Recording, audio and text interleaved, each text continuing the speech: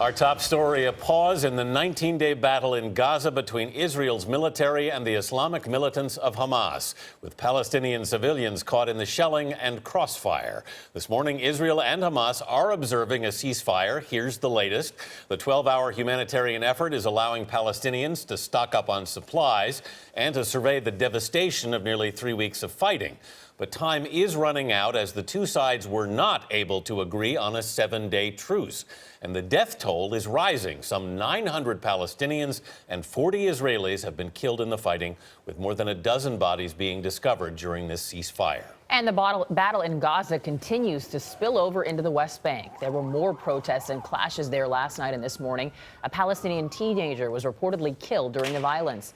Secretary of State John Kerry is still trying to broker that week-long truce as a step toward a broader deal. That we still have some terminology in the context of the framework to work through. But we are confident we have a fundamental framework that can and will ultimately work. Kerry is meeting with other foreign ministers this morning to continue discussing the longer ceasefire.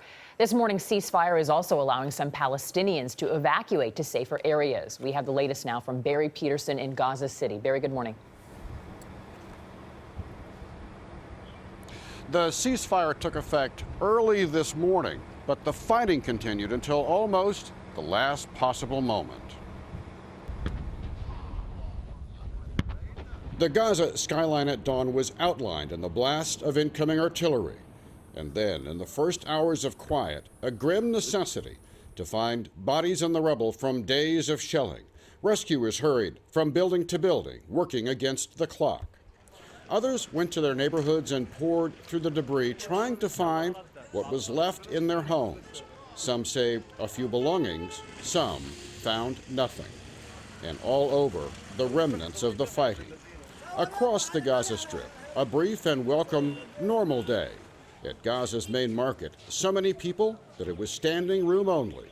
Farmers from outside the city brought their produce, trying to make what money they could in this brief recess from war.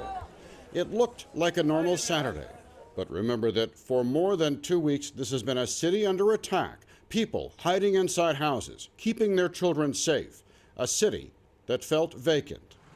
And where people had been afraid to drive, there were traffic jams. Even the donkey carts had a hard time getting through. Lines formed quickly at the banks. People need money for supplies and need supplies for what they know will be more days of war ahead. One man expressed it for all. We hope the ceasefire will continue, he said, and not go back to the killing and the destruction. God willing, he added, we will have a better situation. The grim toll of death continues. In a strike before the ceasefire, one family was hit. 19 members of the family, 10 of them children, were wiped out. And as they go through the rubble, the Palestinians say they have now recovered more than 80 bodies. Anthony? Barry Petersen in Gaza City. Nice to see you without a flak jacket and a helmet today, Barry.